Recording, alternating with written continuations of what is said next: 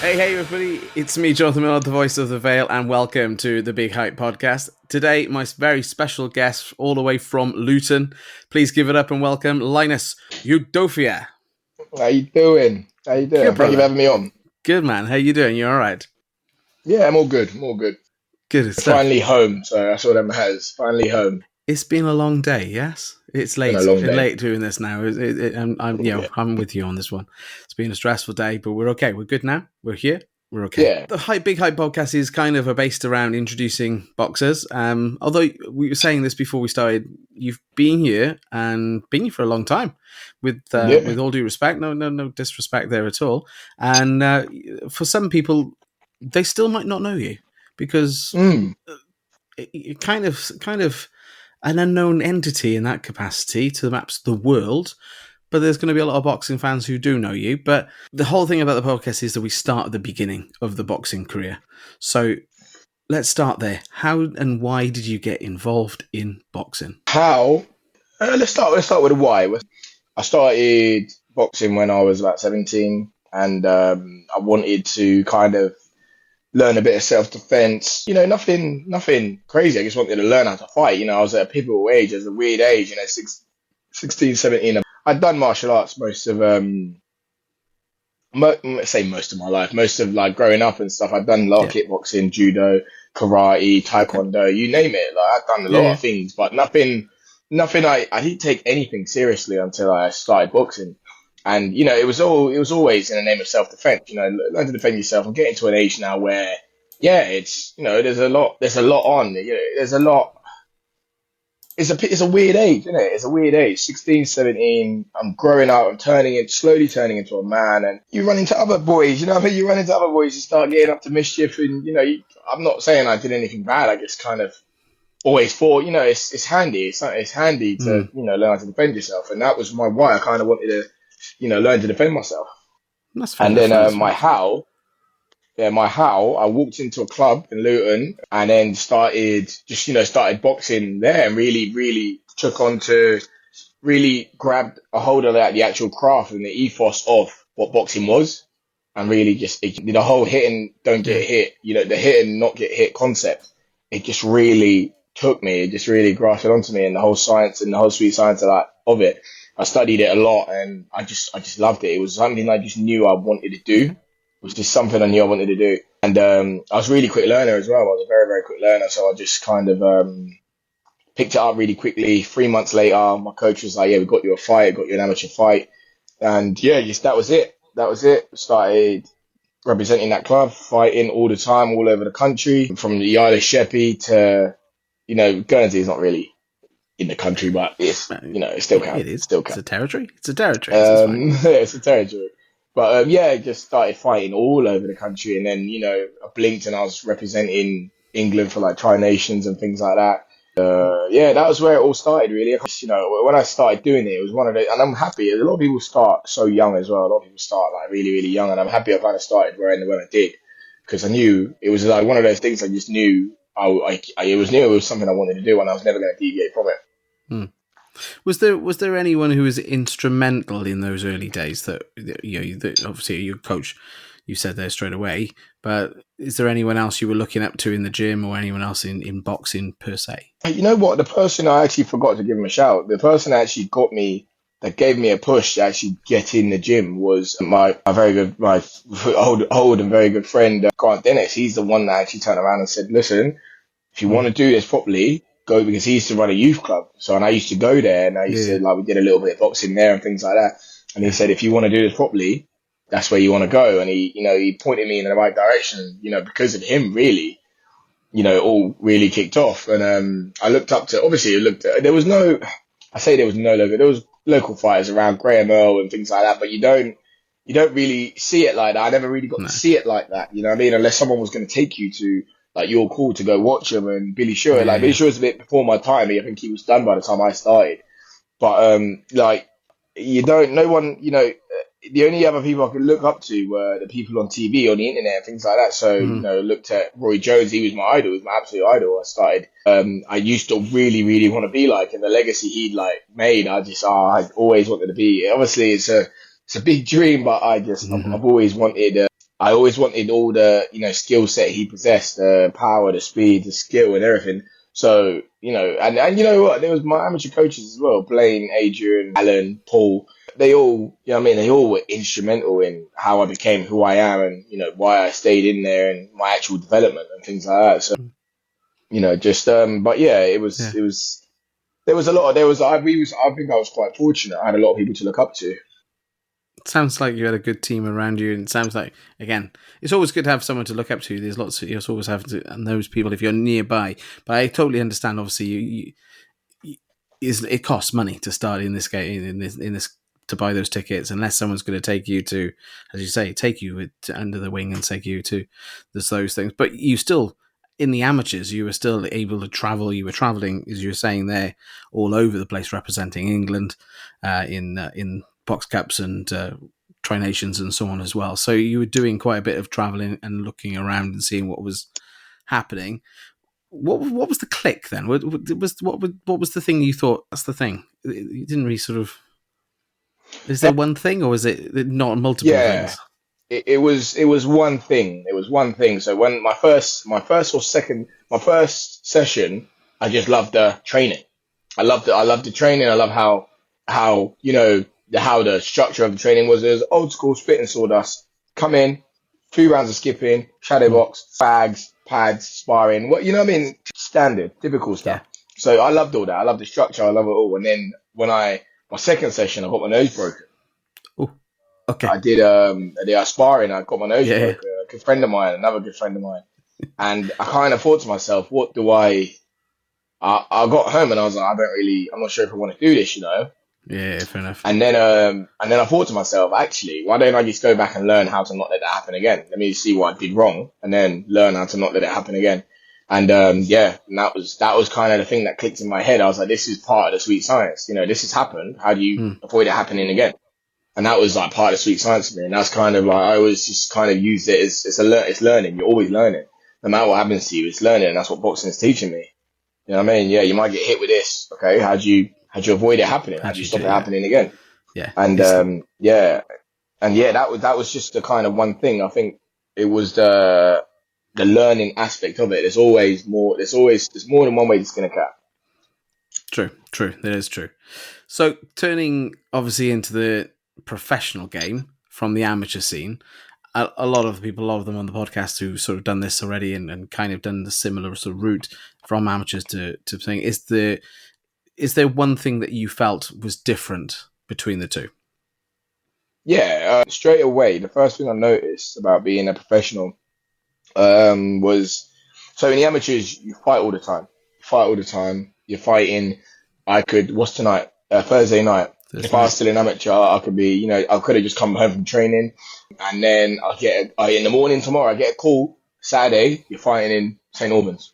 Yeah. Get on weight, mate. Yeah. You're fighting in St Albans. You know what I Yeah. mean? Like, that's just how it goes. That's how it goes. And so, in the amateurs, the best way I can describe it is in the amateurs, and like in the pros, you get camps and stuff like that.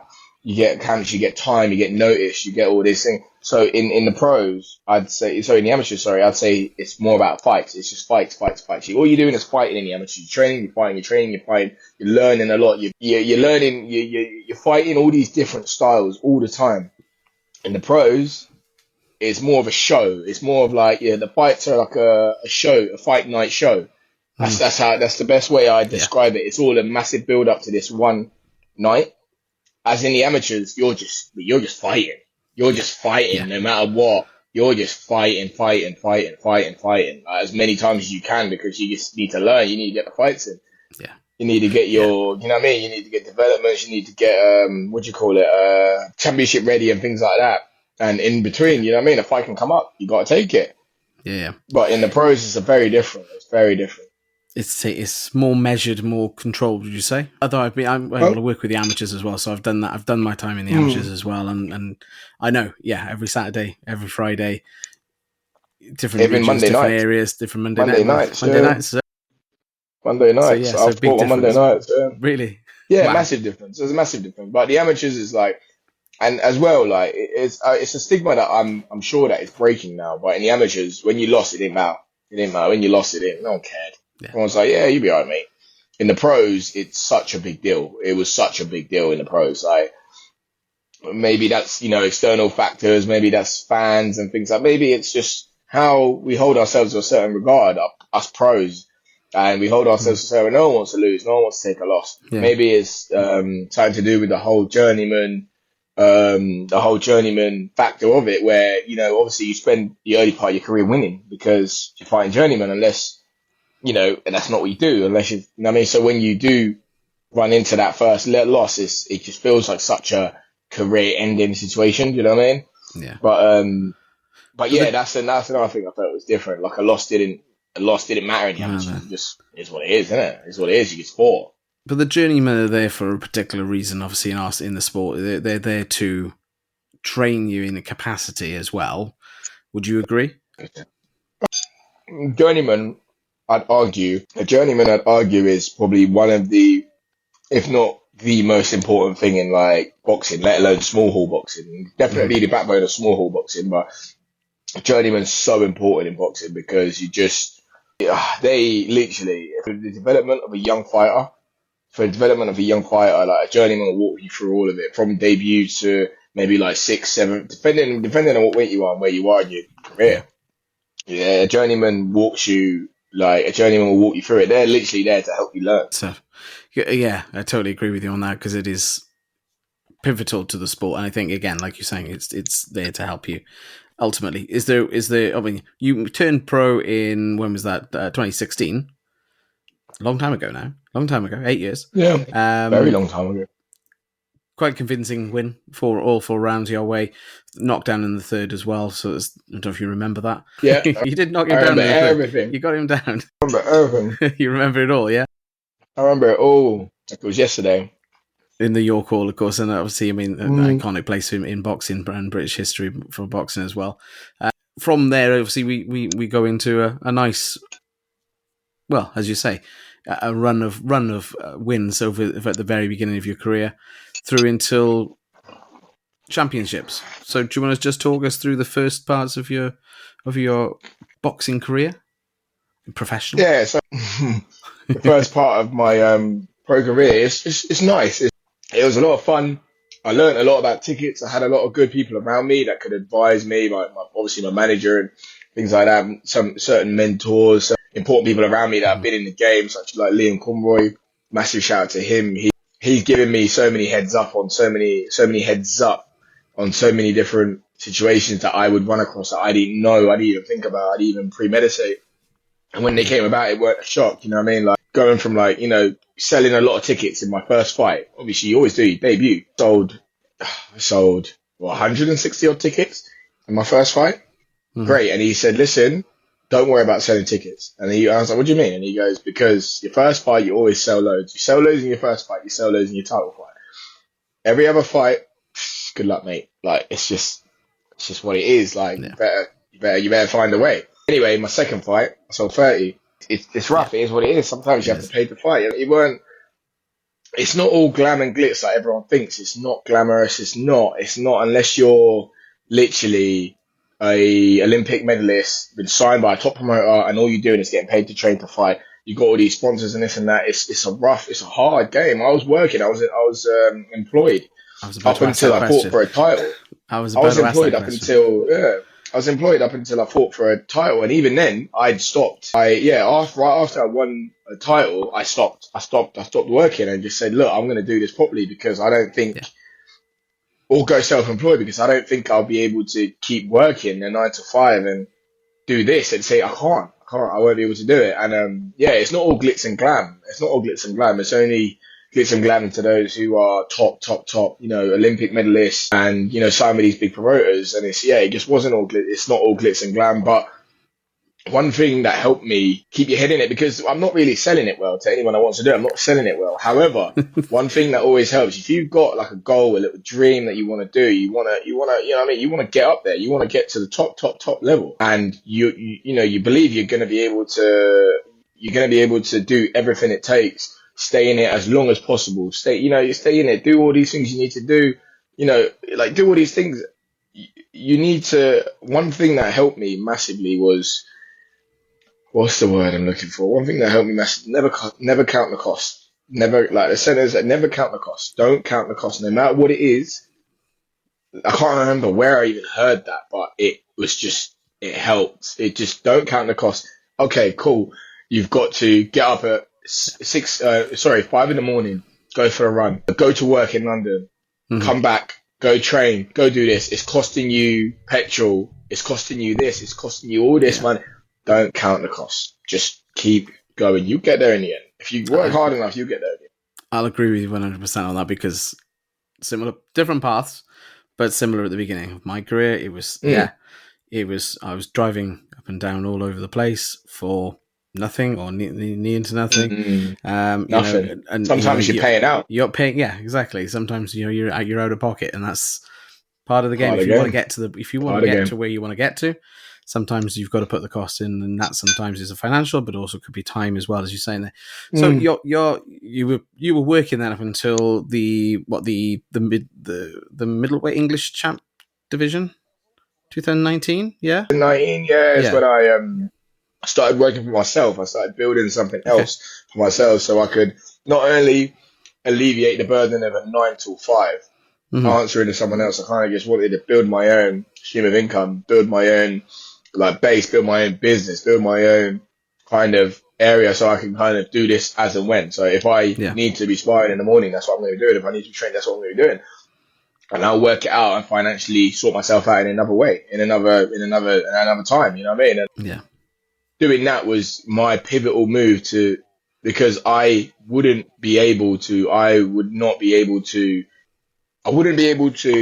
be where I am now if I didn't stop working, if I didn't stop working 9 to 5, because just those pivotal hours were all the time that anybody, all the really top fighters that train in the daytime because they're not working, that's when they're all sparring and things like that. And when you're not there, when you can't do it, but you can't get the work in, you're missing out. You know what I mean? And you just had to make it work. And there were so many, and plus, you know what? I'm not on my own with this. The employer I had at the time, LJB, Lee Bullen, he helped me as much as he could. He used to be like, listen, I'll just go spar on a Friday or whatever in the morning, and we'll just pay you half day or something. You know what I mean? It was sorted out. It was sorted out for me, but it was still not really. It still didn't work. You know what I mean? I took it as much as I could, but it still didn't. It didn't really work. But a lot of people helped me. I didn't do it on my own. I started after the English title fight. I started getting sponsors. I had a lot of sponsors at the start, not financial ones, until I won a title, and then all the financial ones came in, which alleviated the amount of work I needed to do. And then obviously I got into the personal training. I started doing bits. I started working and getting the clientele up, as well as all the sponsors still helping me out, and which was actually a godsend that I started doing my own bits, because when the sponsors left, I still had a base to kind of. So you're a bit of an entrepreneur in that capacity then, Linus? No, I'm just scared of being broke. I'm just scared of being on my ass. You got to make the money. I totally. But it's good that you've creatively come up with some alternatives, as opposed to just trying to stick, like you said, it wasn't working, so you figured out something that was. And I think that's credit to yourself for doing that. Some people wouldn't. They would just think, oh well, that's the way it is, and they might even give up on the dream. And that's the situation. So I think it's hats off you for doing that. Moving then on to the titles that you mentioned there. Obviously, you are now currently a 2-time English champion, middleweight champion.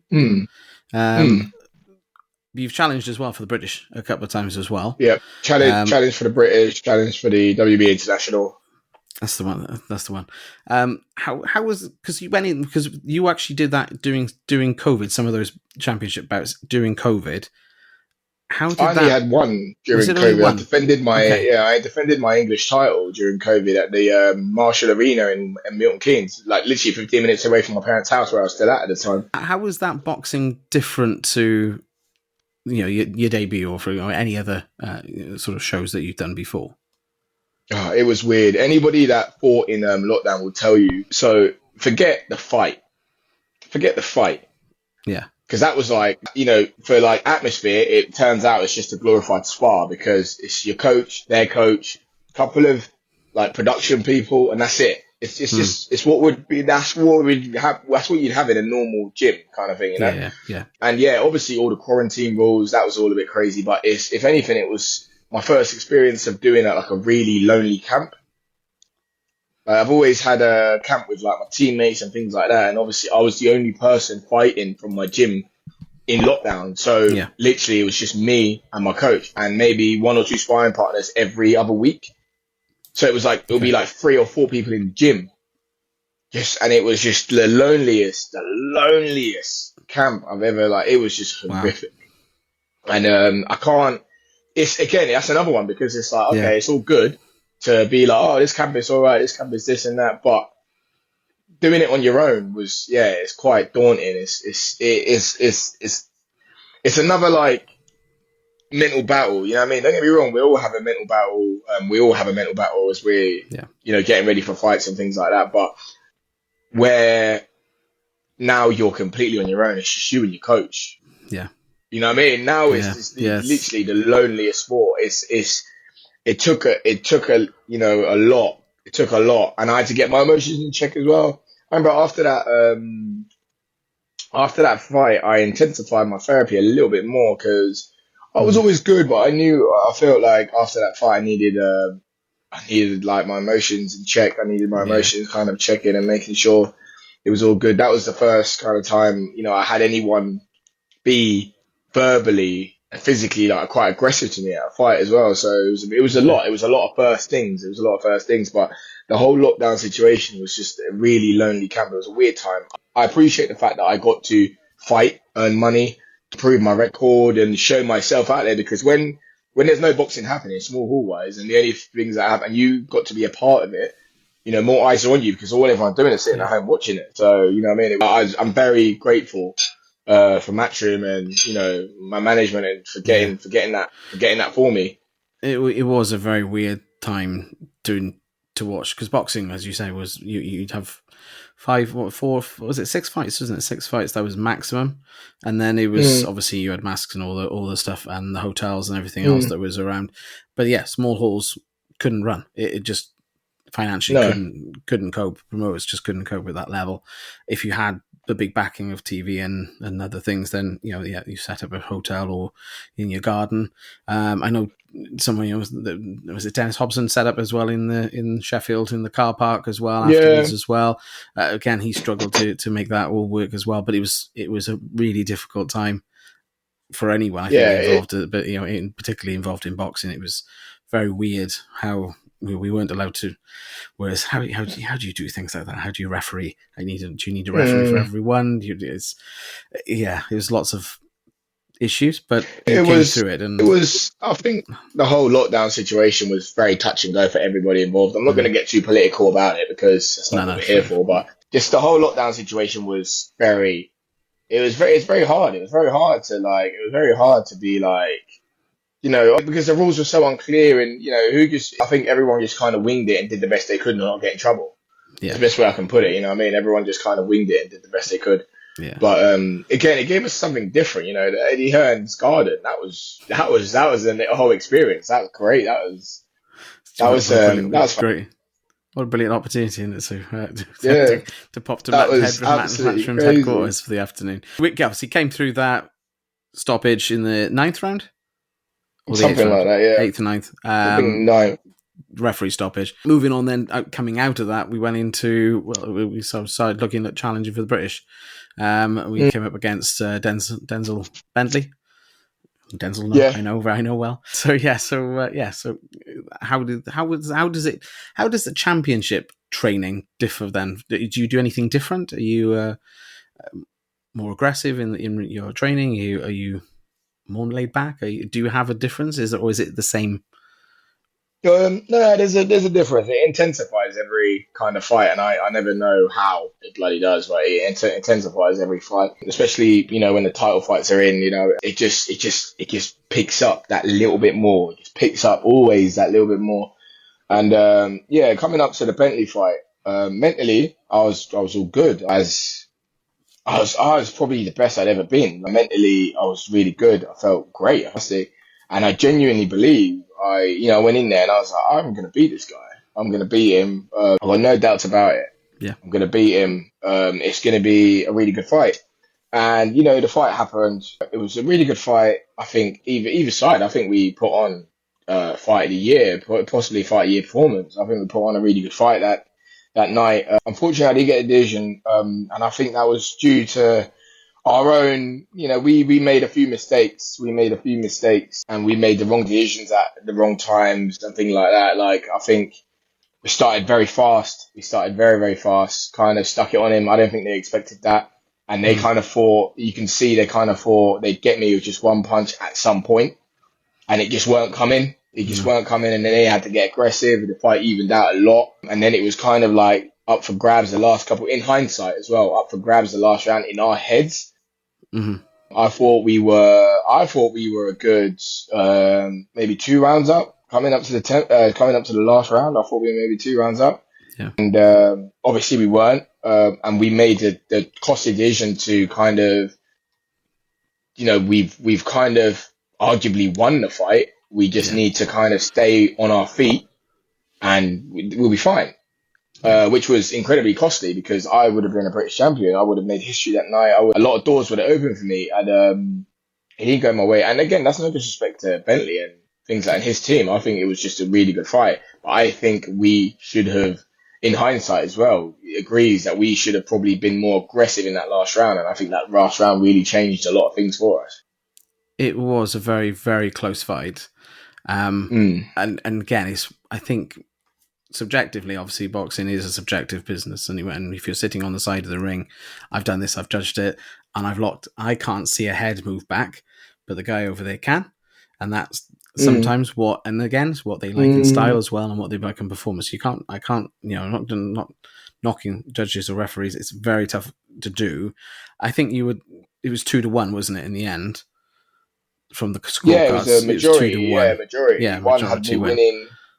One had me winning it close, and the other 2 were close Bentley. Yeah.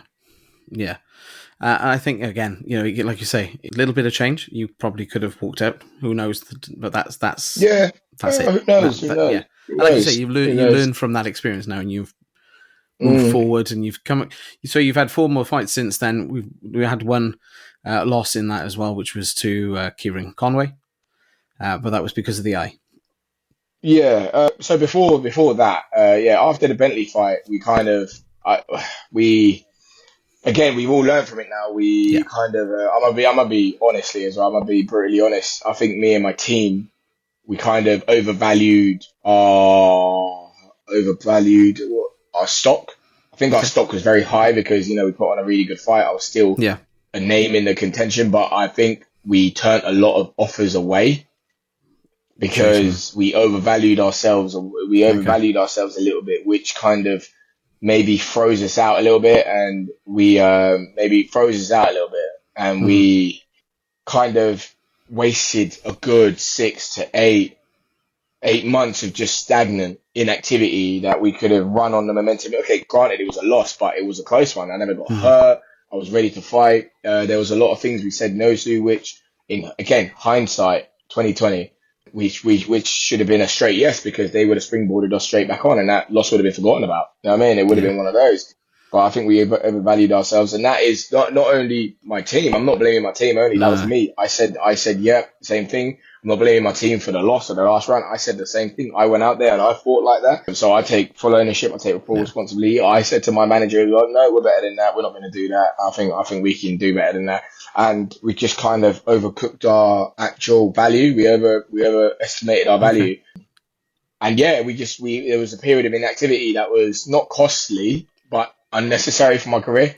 Yeah, it was just quite unnecessary for my career. And so, now we're looking at a situation where, 8 months have gone by. We've not rode on this, and, and you see it as well, because it's actually, quantifiable, where you see Denzel Bentley went on to fight Janabek. He fought Mark Morrison straight after, defended the British, went and fought Janabek in Vegas, came back, and I think by the time I fought again, he'd had like 4 fights.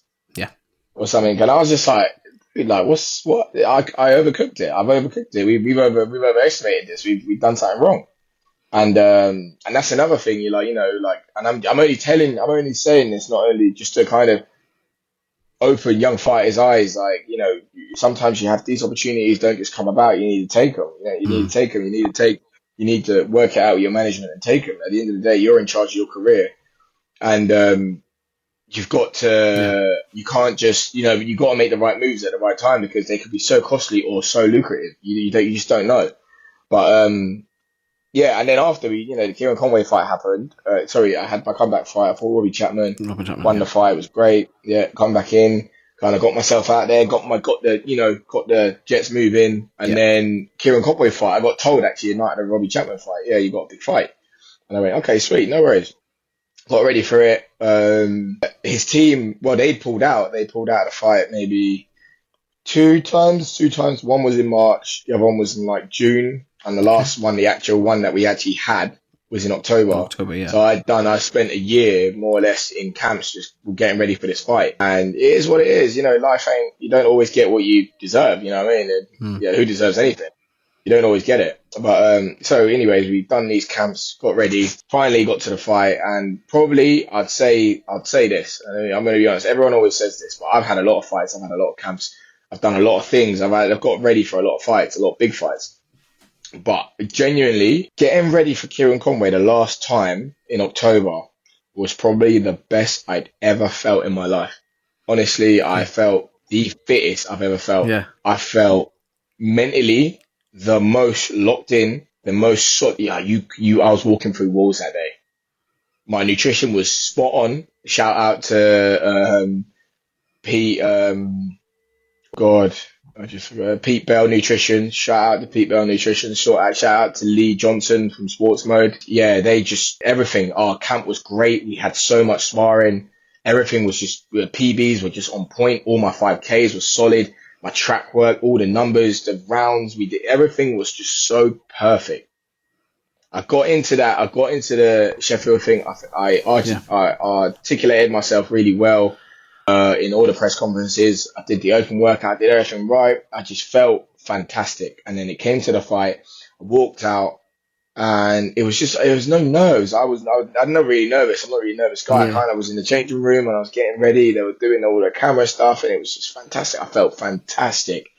Walked out, done my long walk, got out, see the camera, see all the lights, and it was great. I just felt like, yeah, this is it. This is where I belong.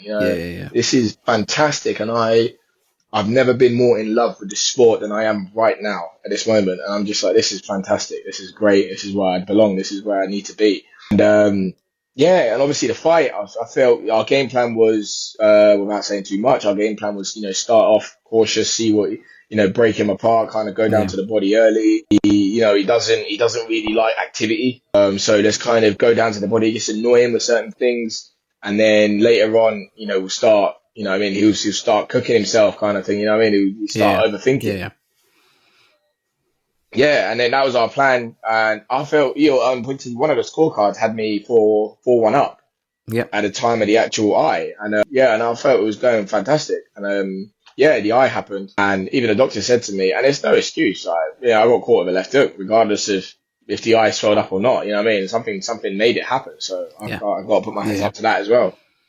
The doctor said, I don't get how this is swollen up like this. It's almost like it's an allergic reaction. There's no break, there's no fractures, there's no anything. You know what I mean? Just your eyes, it's all puffed up like something should be broken. And yeah, it was just one of those things. That was another one. And again, it never really. Look, I lost, but it never really felt like a loss because it just, to me anyway. Obviously, I know it was a loss, but I just never really felt like a loss because I'm like, okay, yeah, I lost, but it's not done. The chapter is not closed. It's not finished. It's not over. Do you know what I mean? So it never really feels like I lost. But yeah, it is what it is. And then after, it's like an unsolved mystery, isn't it? It's like an unsolved mystery. Yeah. It's like, how did that happen? Obviously, you got caught. You probably watched it back as well, and sort of you can figure out where and what happened there and then. But why did it react? Why did it do? Well, we don't know, and that's the thing, isn't it? It's one of them. It's one of them. You're never gonna, in my opinion, I don't think you're ever gonna get the answer to it. But it's one of them. It's like as well, like the highlights and everything. Like it was like I watched the highlight because there's no full fight of it. It was just the highlights, and the highlights are just me working. It's just me doing all my stuff. There's not really any of him doing anything. It's just me doing all my stuff. And then all of a sudden, the referee's announcing the fight's off. Yeah. Do you know what I mean? And I'm just like, again, it just doesn't feel, it's not done. It doesn't feel done, but it's boxing. These things happen. I was proud of myself. I was proud of how I was, how I represented myself. I think obviously the fight gets later on, things might have been different. Who knows? Only a rematch or something else could tell you that story or finish that chapter. But it's one of them. It's just one of those things. I took it straight on the chin. It is what it is, man. As long as I was unscathed. Did the rematch ever materialize on the table or in discussions even? Not directly. I always was open to a rematch. Actually, funny enough, Kieran messaged me today. Actually, wow, he messaged me today. I did a little question and answer the other day. Mm-hmm. It was, and when someone asked me, "Would you fight Kieran again?" You got to do a rematch, and I said, "Oh, 100%," but I don't think they'll take it. And then he personally replied to me saying, "Let me fight Brad, and then my teammate after Brad, I'll defend my title against you." I was like, hey, fair play. Appreciate the opportunity. I just said to him, I appreciate the opportunity. Yeah. Fair enough. I'll take that with both hands. No problem with that. But that's obviously, it's just, just because we both say something don't mean anything's going to happen. There's actually been no official actual talks about it. Okay. I remember at the time, I kind of just thought, look, I'm not even going to try and push for a rematch because the fight wasn't a barn burner. I wasn't crazy. It wasn't going off, was it? It wasn't 100 punches around, but it just didn't. It's not something that I feel DAZN or Matchroom will bite on. So I've got to just kind of take the L, put my hands up to it, and kind of let's just see what opportunities open up. Let's rebuild again. That's just kind of how I felt. I chuckled myself because you just nailed it on the head there. I think you named it on the head by saying those companies might not be interested in that fight. And don't get me wrong. I'd like, again, we appreciate obviously that they're involved in the sport and they want to put on the great fights, but it's still sometimes for you, it may be something, it's unfinished business, isn't it? A little bit of unfinished business. You kind of want to finish that. You want to go back, really, I'd imagine, and see and actually finish the fight. Yeah, of course. Personally, it makes sense for me because I get a second chance. It makes sense for me. I think, but personally, I think the only person it makes sense for is me. It doesn't make sense. I'd imagine Kieran. The fact that Kieran's reached out to you, I would imagine he probably feels like there's something that needs to be finished here. There's the story between the two of you. It hasn't been finished. It needs to be finished, and then you know, don't you? Which way it was to go.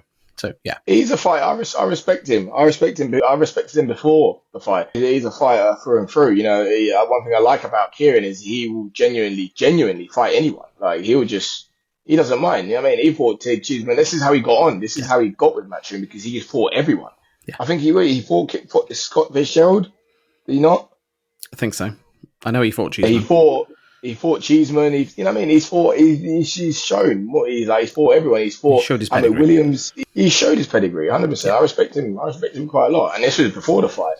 But I respect him even more now for him to want to give me an opportunity. To reach out himself and say that as well. So I respect it massively. So looking forward, obviously that if that came off, that would be happy for I think the fans would be happy to see that as well.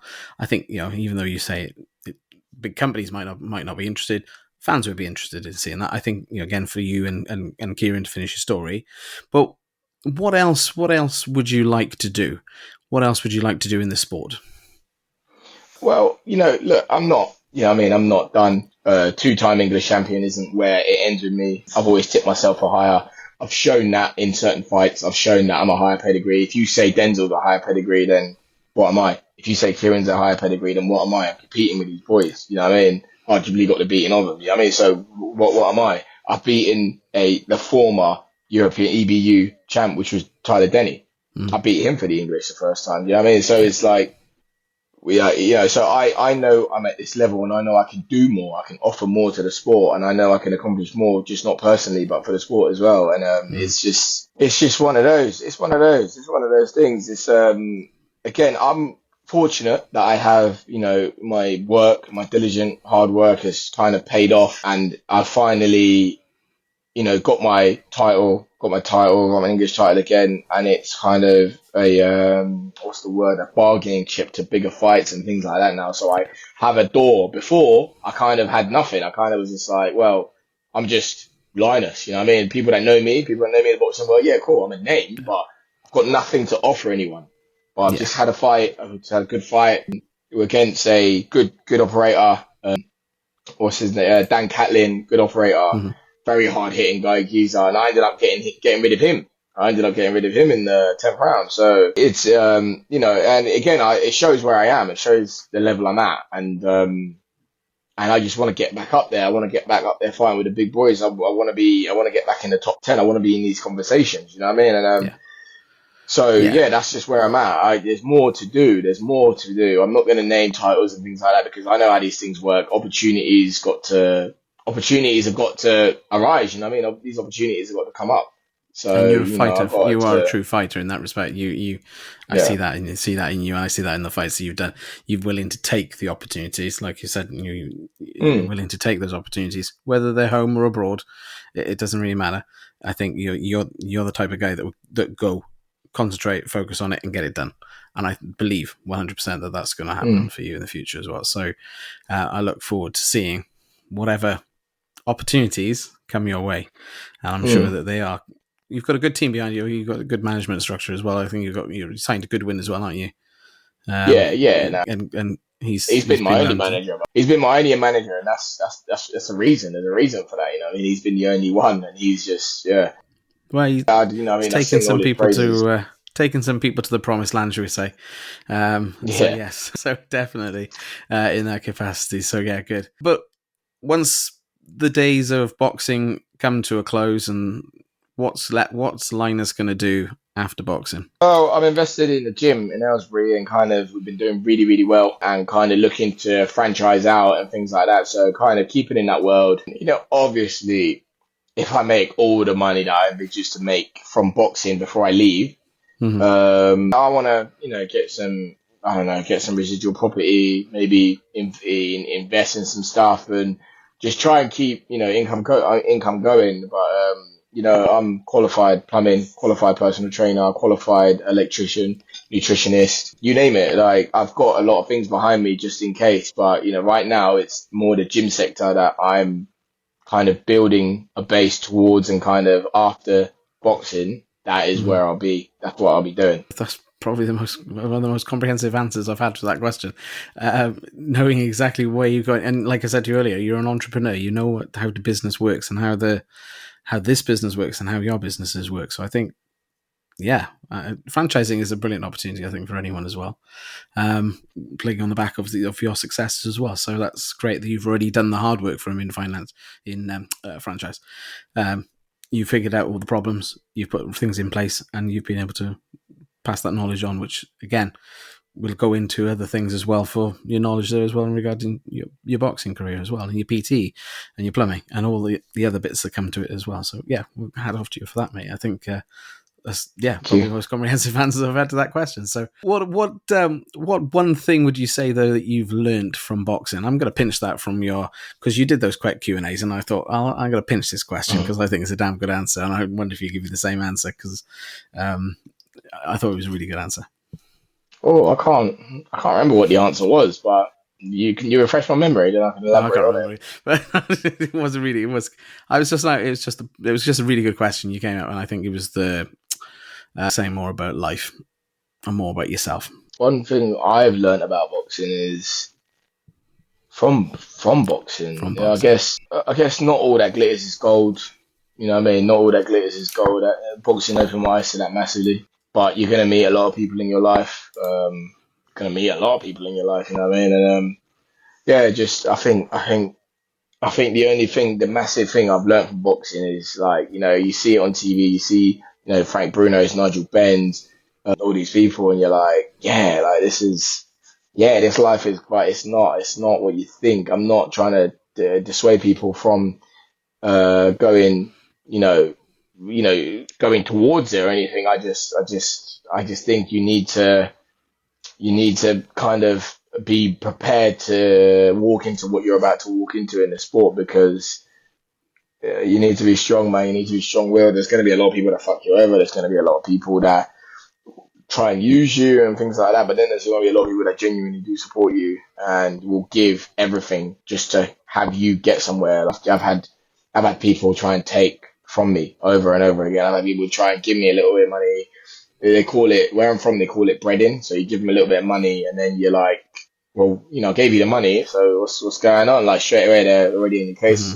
They gave you it for a reason, you know what I mean? Yeah. There's some people that have just literally. I remember when I had a title fight, when I had my first title fight, but no, it was an eliminator.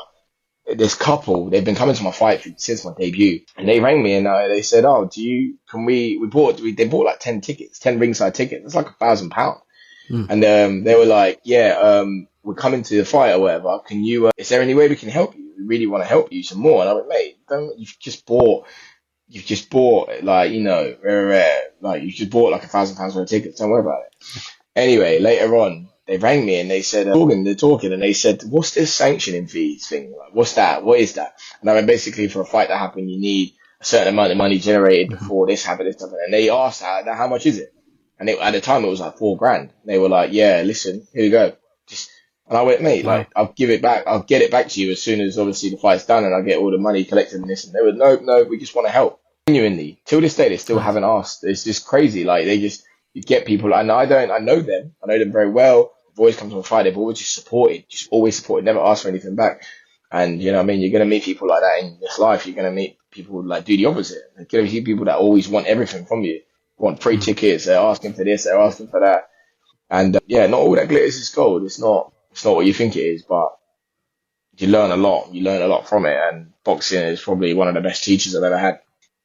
Very true, very true. We always have a tradition on the show to do a rapid quick fire at the end of the show, where I just give you some questions and either or's. You just tell me which one is best for you. Okay, sound fair enough? Southpaw or orthodox? Southpaw. Body shots or headshots? Head. Train alone or with a partner? Our partner in there. You gotta have the banner. Okay. Early bird or night owl? Oh, night owl. Night owl. Heavy bag or speed bag? Heavy. Underdog or the favourite? Underdog. The pressure being a favourite is crazy. It's crazy. My last one, I was the favourite. The English side defence, I was a heavy favourite. Yeah. That pressure was, man. I didn't like that at all. Boxing, gym or outdoors? Short and powerful punches or the long and technical punches? Long technical. Fight dirty or clean? I'm clean, but if you want to get dirty, we can get dirty. Loud crowd or quiet atmosphere? Give me the crowd. Give me the crowd. They give me energy. Give me the crowd. Quick knockdown or strategic win? A quick knockdown. Okay. Nice, quick knockdown. You got to make it comprehensive. I hate the stress of having the bloody judges calling it out one by one. I don't like that. No, give me the comprehensive. As an MC, it's complicated too. AJ or Fury? Fury. Okay, ladies and gentlemen, thank you very much.